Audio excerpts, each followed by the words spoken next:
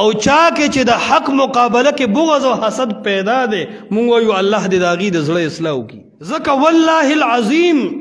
زه په دې خبره 100% مطمئن یم د الله په فضل او د رب دربار کې هم دا خبره کولی شم چې مونږ سره د چا هم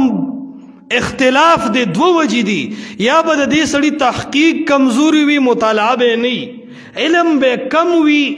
خبر به نه وي نو زمونږ به یو سړی خلافي یا به بالکل بغض او حسد په مخ اغستی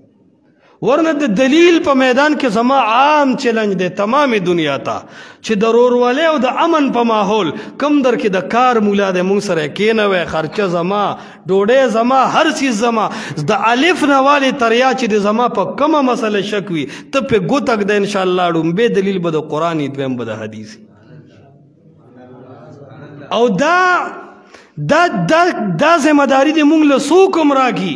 چې جی مونږ به قرآن او حدیث وایو مونږ سره کېنه مونږ ورسره هر ټیم کېنو جنگ ته ضرورت نه جګړو ته ضرورت عوام چې خپلې جګړې وکړي نو مولا نه روغه کوي که نه کوي نو چې د مولا نو جنګ شي د دې روغه به څوک کوي لعنت په هغه علماو شه چې مناظره کې هم د یو بل ښځه او لور یادوي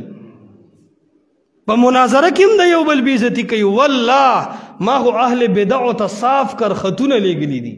په دې الله ګواه دی چې کم در کې د کار علما دي او منطقیان او نحویان ورته وایي د امن په ماحول کې زی زما خرچه زما کم در کې د کار مولا دی رامخې ته شه په کم ټکي دي شک وي انشاءالله د قرآن او د حدیث نه به تازه مطمئن کوم خو به هر حال که بیا هم زمونږ زړه کې بغض او حسد وي الله دې اول زما اصلاح وکړي ځکه څنګه چې تاسو ته د اصلاح ضرورت دی دغسې مونږ ته ضرورت دی